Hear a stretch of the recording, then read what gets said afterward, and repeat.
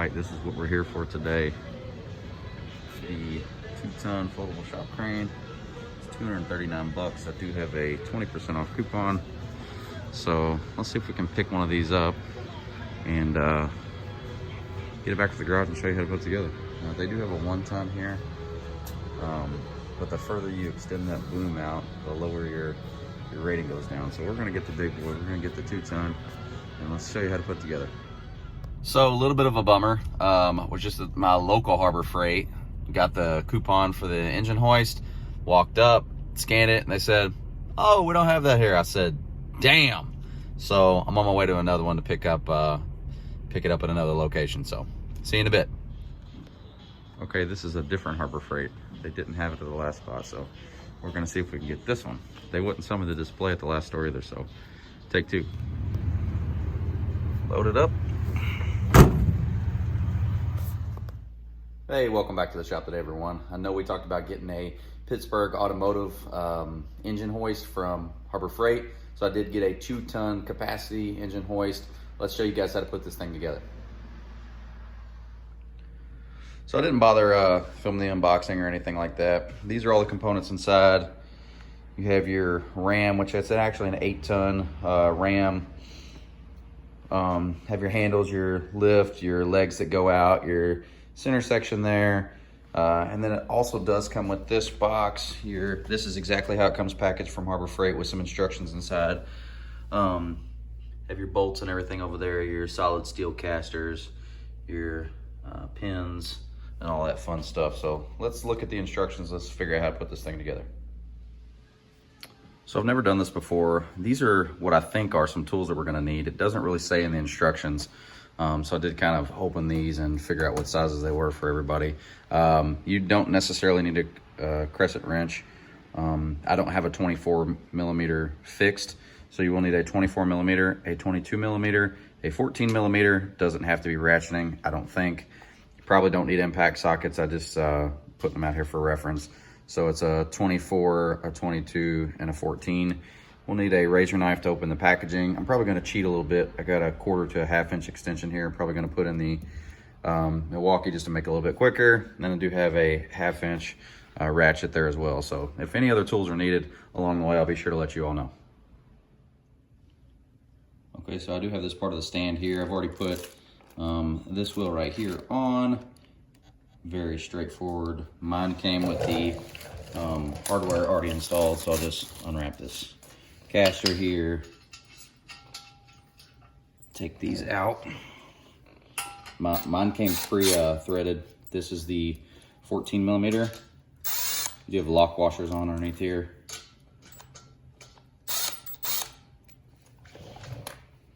So let's put that back on. I'll make sure also that if you are using a little impact like I'm using, that you hand start these first before you drive them on. If not, there's a potential for them to cross thread, and that's not good for anybody, right?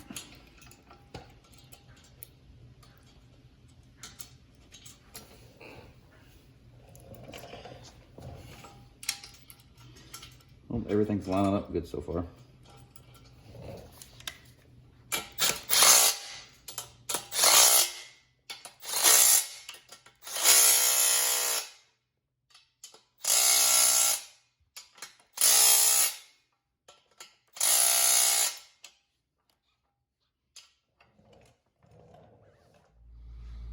Okay, so I did get one side on. I have it flipped on its end here.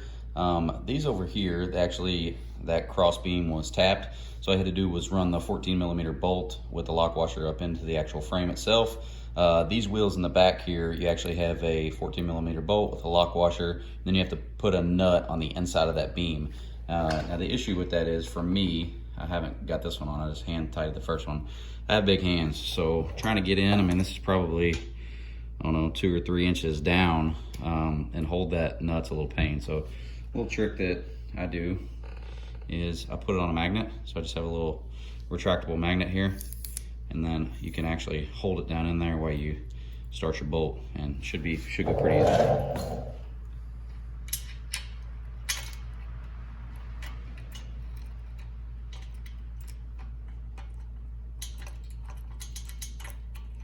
Once you're started, you just take your magnet out and then you can tighten it up.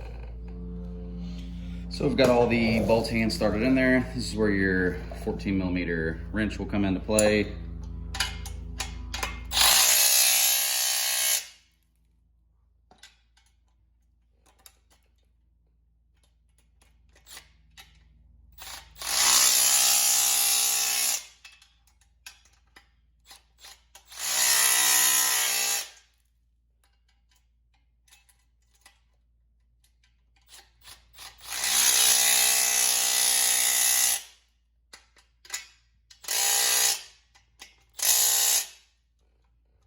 Might be kind of loud on video. All of your base wheels are now on, installed, and let's move to the next step. So the next step to the installation is to actually install our arms there, or legs I should say, that actually extend outward. You don't need any tools for this step. You just need your large clevis pins and your supplied cotter pins. And you do want to make sure whenever you put these together that your Pittsburgh logos are facing the outside of the hoist here. One thing to mention is that mine came with these wheels already attached. I'm gonna go ahead and check those just to make sure they're tight as well. I suggest you probably do the same. So I did just check the wheels on this one here, the bolts rather, on that wheel, and they were super loose. So let me see if I can show you guys on video how loose they were. I mean, they feel tight, they feel good, but you gotta remember this can be holding an engine.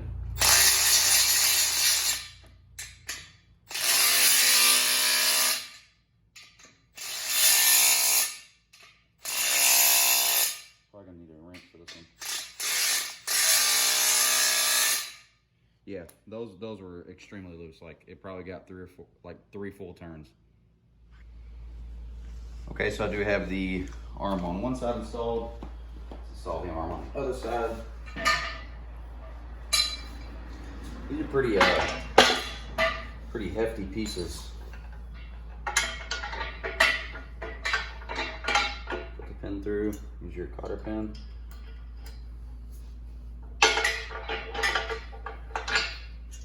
Everything fits good so far.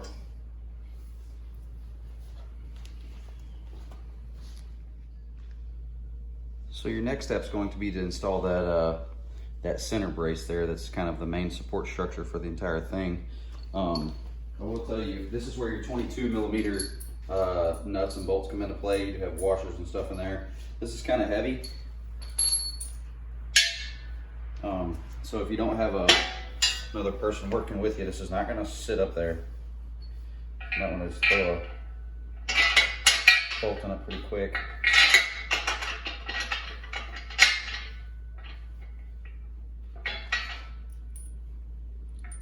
Get a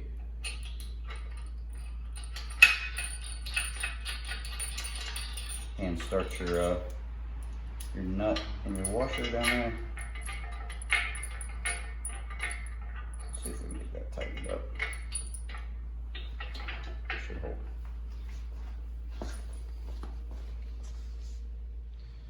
So this is where your crescent wrench or your 22mm wrench will come in handy to tighten these bolts down. I am going to cheat again. I have a 3/8" drive Milwaukee. I'm just going to do it like so here.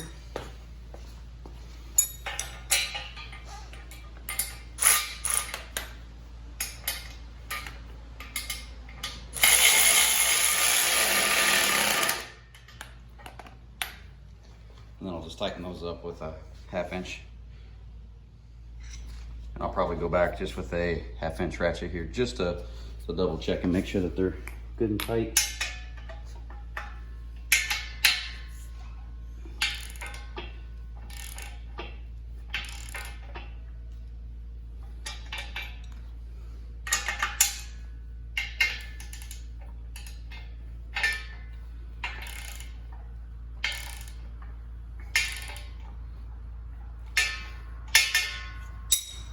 Tight. Okay, so I'm not exactly sure how this is going to come out on camera, but these legs here are actually tapered. They go down and then they flatten off, and they need to go in a specific way. And as you look closer towards the top of them, they taper inward toward each other, and they go like this. So I'll show you how to put these on. Okay, so I ran into a slight problem. Not saying you guys will, but I did. These bolts right there, they go through the bottom. They attach these cross braces that I just showed you. They go up and they attach here. Now the problem I have, and I figured out how to get around it, but I want to show you guys, is that this whole beam that goes down through here, it shows in the second step or whatever to bolt it to that plate. Well, when you do that, you actually have to put this big bolt here all the way through to the other side. If you can see that, that hole, it isn't even close. It's like a full inch off. So let me show you what I did to get around that. But it was that way on both sides. If I can get over here and show you. Yeah, this might even be a better view. Look at that. It isn't even close. And I just have them, I'm loose installed down here at the bottom. Let me show you what I did. I took these bolts, the ones I just tightened, which are 22 millimeter.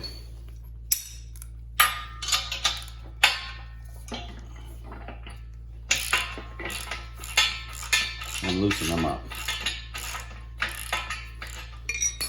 That causes this to be able to move. So once that's able to move, let's see if I can get it here. You can move these around and your holes will line up. So I would leave all that loose installed until you get your bolts in and then tighten it up. Because if you tighten this base plate first and then go to try to put these in, you're gonna have the same problem I did and it's not gonna line up. So we are at the point where we're gonna install those cross beams as well as this handle here. Now this is the largest bolt in the kit that actually runs through there. So everything is loose installed. Let's see if we can get it all to fit.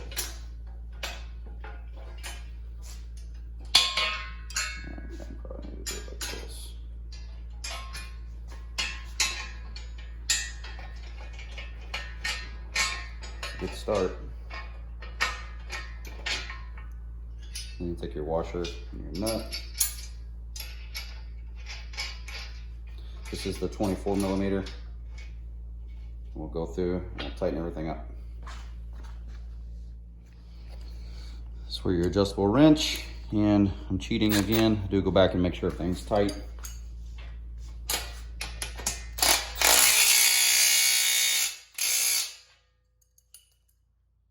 That's tight. We'll go down and we'll tighten the bolts down at the bottom.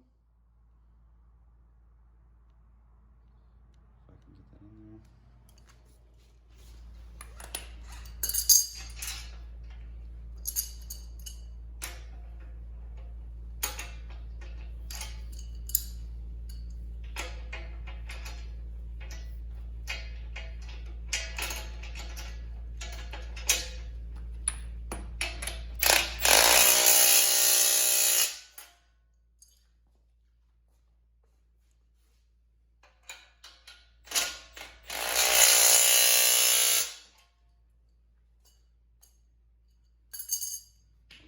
Check everything with a 1/2 inch ratchet just to make sure it's good and tight.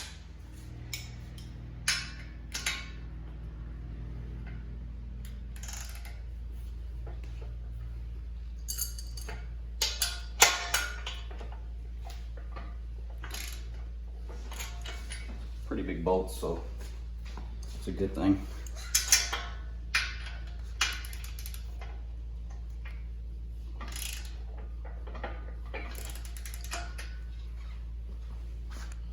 Don't forget your bolt up top.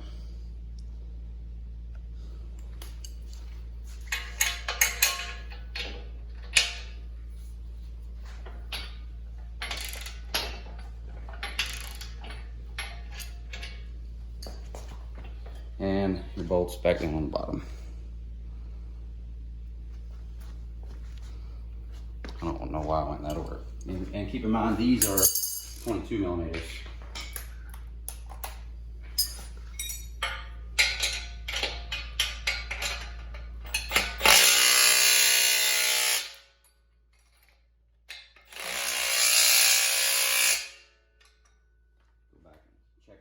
sure they're tight as well. So the next step is to install the boom. Hardware here.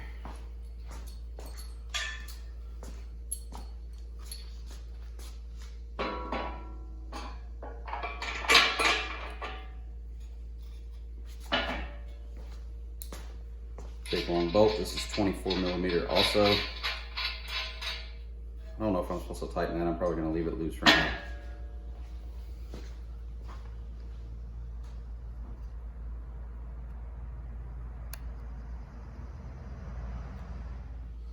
Okay, so next we're actually going to install the ram itself. Now, so if I can get that in there. So say heavy duty, 8-ton. Everything does look actually pretty thick and pretty heavy on this. I will tell you this thing probably weighs about probably 30 pounds or so. It's pretty stout. There's two big bolts. They are the 24 millimeter. Do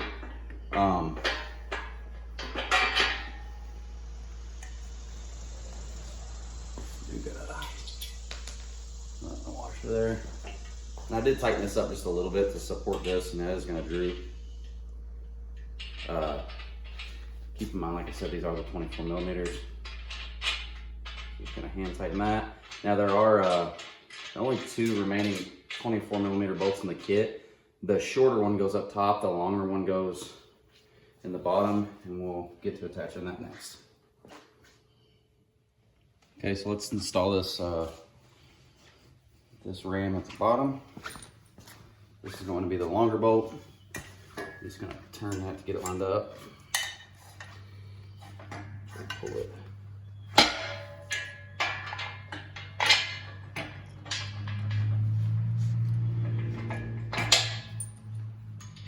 Attach your washer and your other 24 millimeter bolt. Let's get these snugged up, top and bottom.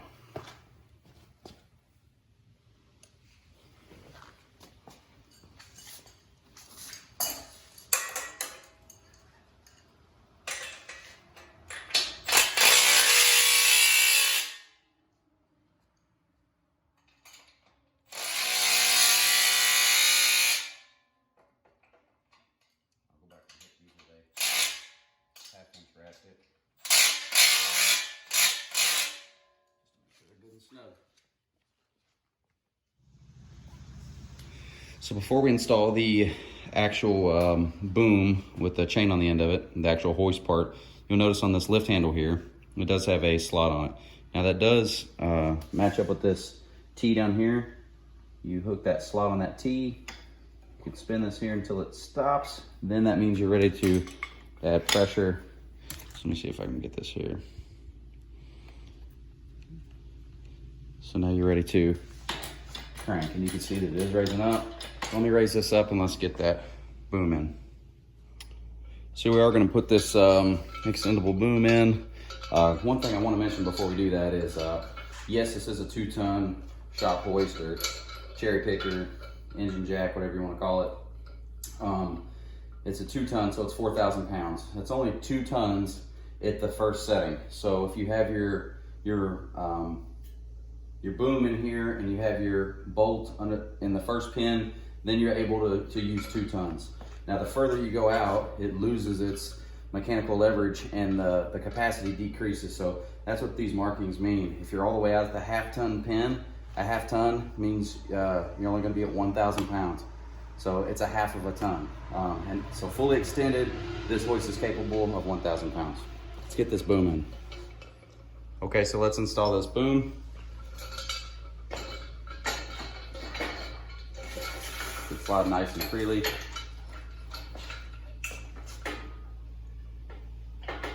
And go ahead and put it all the way back at the 2-ton setting. And put your bolt in the front here. And use your washer as well as your nut. Now these are 22 millimeter, not 24 millimeter. And you're going to want to go ahead and tighten those down.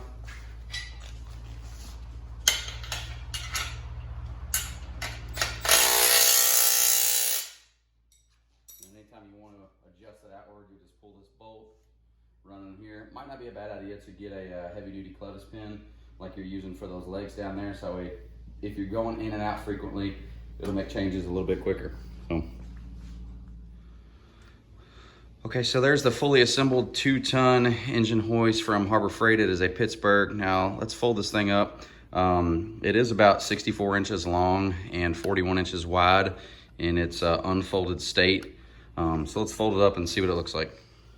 Okay, so to fold this hoist up, what you're gonna do is pull this cotter pin, or your clevis pin, flip your leg up, and to keep that leg up, put this pin in here, put it on the other side, and then it stores out of the way.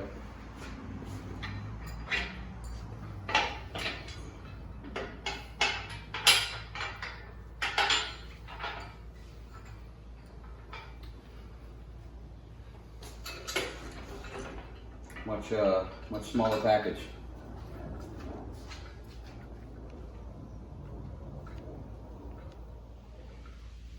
Okay, so to take the pressure off of the actual ram itself, all you're gonna do is use that little T I told you about earlier. I'm gonna slot it right in there.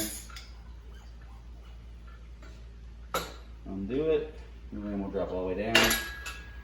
And then they do, there's a little loop right there to put your carrying handle in.